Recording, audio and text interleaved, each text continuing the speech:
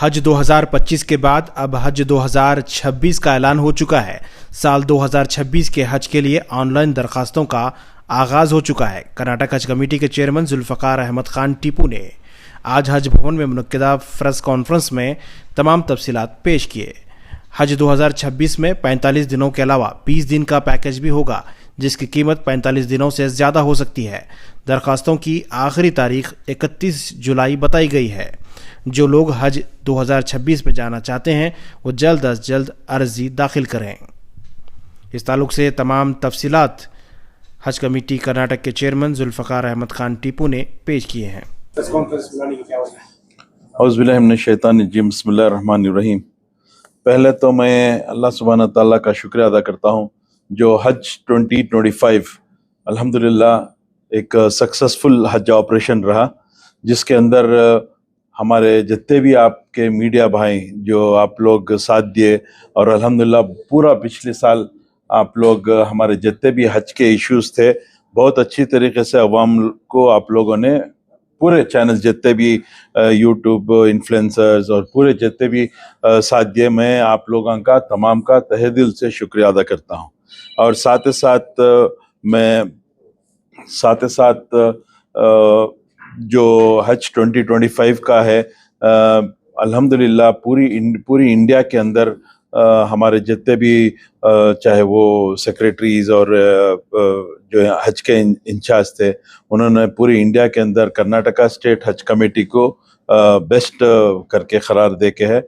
मैं इस मौके पे उनका भी, और जो ये बेस्ट अवार्ड लेने के लिए ये एक आदमी के हाथ से नहीं होता, बल्कि हमारे लीडर्स जितने भी हमको साथ दिए हैं, पहले मेरे कायद जनाब BZ ज़मीर अहमद खान साहब, और साथ ही साथ हमारे हज मिनिस्टर जनाब रहीम खान साहब, और हमारी कांग्रेस गवर्नमेंट जो हमारे सिद्धरामैया साहब, deputy chief minister DK Shivakumar साहब, और हमारे जितने भी मुस्लिम लीडर्स हो, मेरे हज कमेटी मेंबर्स हो, जिसके अंदर हमारे MP member of parliament Nasir Hussain साहब हैं, और रिजवान अरशद साहब हैं, जब्बार साहब हैं MLC, और तमाम मेंबर्स जो उलमाए कराम, और हमारे जो बेंगलुरु के बिलखुसूस मुजाहिद भाई, मुजम्मिल भाई, शाहिद साहब पूरे साथ दिए, और हमारी हज कमेटी स्टाफ और पूरे वॉलंटियर्स जो बेंगलुरु में रात दिन खिदमत किए,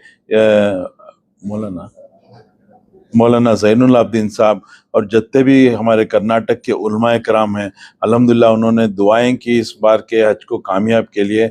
तो ये पूरे मजमी तौर पर जो इसका सक्सेस रहा कर्नाटक का, और जितने भी हुज्जाज कराम गए अल्हम्दुलिल्लाह हर फ्लाइट में मैं, हमारे मेंबर्स, हमारे वॉलंटियर्स रिसीव करने गए। अल्हम्दुलिल्लाह 99.9% हुज्जाज कराम तारीफ़ और दुआएं किए, और पूरों के लिए बहुत सारे आके ऐसा भी बोले कि हम लोग तवाफ़ किया आपके नाम से।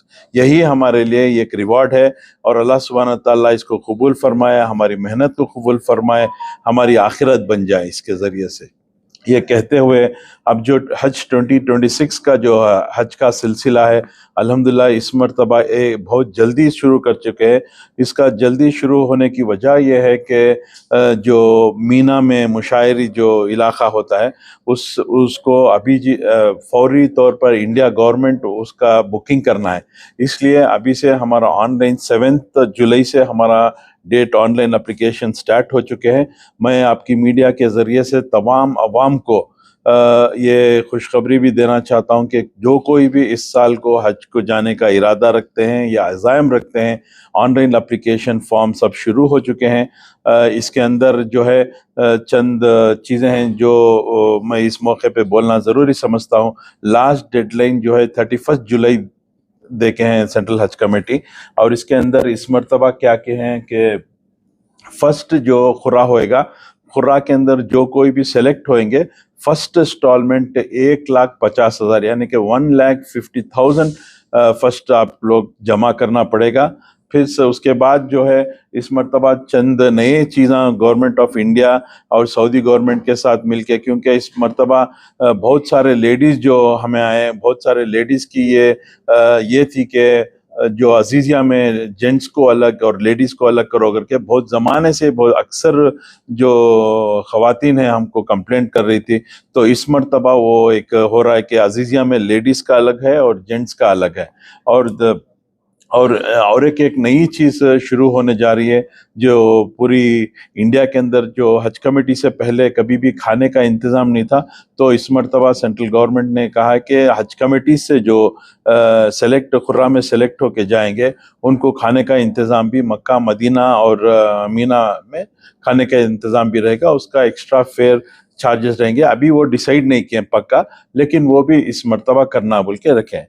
और एक बात नई ये शुरू की है कि अक्सर जो काम करने वाले एनआरआईज और सॉफ्टवेयर इंजीनियर्स, उन लोगों के लिए 20 दिन का पैकेज शुरू किए हैं। और ये 40 डेज का अक्सर अब तक जो था 40 डेज का था। अक्सर बहुत सारे क्या करते हैं, फौरी हज तौर पे जो वो रिटर्न आना है तो उनकी खुद ही की टिकट लेके आते थे।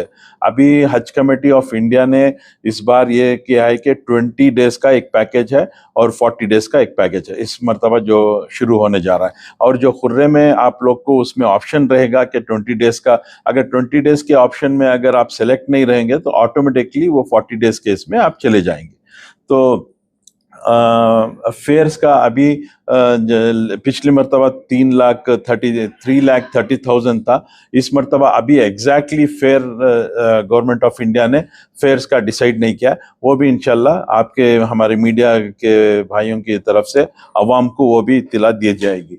और तीसरी बात है पासपोर्ट्स में जो हज को जाना चाह रहे हैं इस मर्तबा पूरी कर्नाटक से, मैं रिसेंटली लास्ट वीक हमारे रीजनल पासपोर्ट ऑफिसर को मिलके ये गुजारिश किया हूँ कि अक्सर जो पासपोर्ट को जो अप्लाई करते हैं उनको इमीडिएट अपॉइंटमेंट नहीं मिलता, बल्कि महीना और 2 महीने लग जाता है, बिकॉज ज़्यादा लोग का एप्लीकेशन होने की वजह से। इसलिए हमारे हज कमेटी जो कोई भी हज को जाना चाह रहे हैं जिनके पास पासपोर्ट नहीं है, वो लोग को मैं गुजारिश करता हूँ आप इमीडिएटली ऑनलाइन या पासपोर्ट को अप्लाई करके हमारी हज कमेटी को आप वो नंबर देंगे तो इमीडिएटली हम पासपोर्ट ऑफिस में इत्तिला करके इमीडिएटली आपको दूसरे दिन या तीसरे दिन 2 दिन के अंदर आपको अपॉइंटमेंट भी मिल जाएगा, 2 दिन या 3 दिन के अंदर पासपोर्ट भी मिल जाएगा। हाँ, जिनके पास पासपोर्ट ऑलरेडी है उन लोगों के लिए वैलिडिटी जो है 31 दिसंबर 2026 का रहना चाहिए।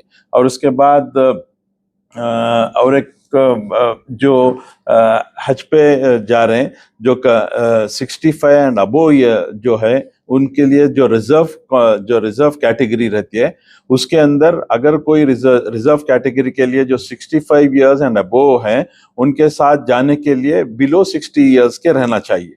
जो रिजर्व जो ये रहता है कैटेगरी, ये चीज का आप लोग ख्याल रखें। अगर कोई 65 एंड अबो इयर्स के जो डाल रहे हैं उनके लिए रिजर्व रहेगी, लेकिन उसके कंपनी जो करने वाले हैं वो बिलो 60 इयर्स के रहना चाहिए।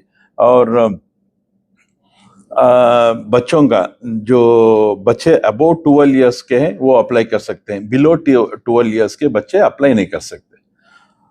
और महरिम कैटेगरी जो है, जो कोई लेडीज सिंगल जाना चाह रही हैं वो अबो 45 इयर्स रहना चाहिए। वो अबो 45 इयर्स है तो ही महरिम कैटेगरी में वो जा सकते हैं। तो इतने जो सेंट्रल हज कमेटी के साथ हमारे जो राबिता हुआ, इसके अंदर इतने अपडेट्स अभी आए हैं। और इंशाल्लाह मजीद आपके मीडिया के तरफ से और इस जुम्मा को मैं तमाम मसाजिद कर्नाटक में जितने भी मसाजिद हैं वहाँ पे भी गुजारिश किया हूँ कि जो हज 2026 के एप्लीकेशन फॉर्म्स जो स्टार्ट हो चुके हैं। बहुत सारे हमको कंप्लेंट्स आते हैं कि हम टीवी नहीं देखते, मीडिया नहीं देखते, पेपर नहीं पढ़ते। तो हमारा जो और एक जो ज़बरदस्त प्लेटफॉर्म है मस्जिद का प्लेटफॉर्म है, तो मस्जिद के प्लेटफॉर्म से हमारे जितने भी उलमा इकराम कर्नाटक में हैं, मैं उन तमाम को आजीजाना गुजारिश करता हूँ कि इस जुम्मा में मेहरबानी मैं ऑलमोस्ट पूरों को ये हज कमेटी लेटर पैड के ज़रिए से ऑनलाइन एप्लीकेशन किस तरीके से अप्लाई करना है, हमारा जो वेबसाइट है वो पूरा डाल के भेजा हूँ। तो मैं तमाम कर्नाटक के अवाम को जो मोमिन मुसलमान इस बार जाने की नीयत रखते हैं, इंशाल्लाह वो तमाम अप्लाई करें।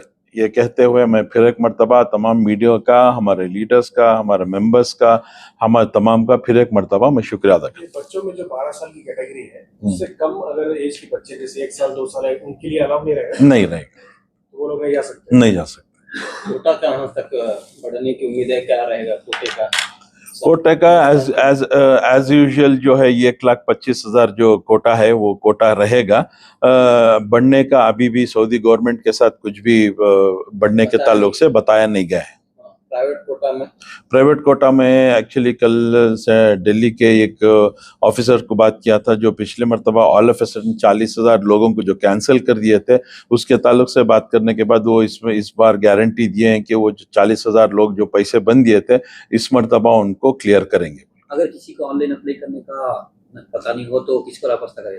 अब हमारी हज कमेटी में हम एक खुसूसी एक डेस्क, जैसे पिछले मरतबा हमारा 24 आवर्स कॉल सेंटर था, तो हज कमेटी में हम 10 o'clock से 5:30 तक एक्सेप्ट संडेज हमारी स्टाफ एक डेस्क बनाए हैं हम लोग। जो कोई भी जिन किसी को भी ऑनलाइन अप्लाई करने दुश्वारी पेश आ रही है या तकलीफ आ रही है, हमारी स्टाफ बाकायदा बैठेगी। हमारा हज कमेटी का नंबर आपसे गुजारिश करता हूँ, हमारा हज कमेटी का नंबर शाया कीजिए ताकि तमाम अवाम को ये नंबर्स जाएं।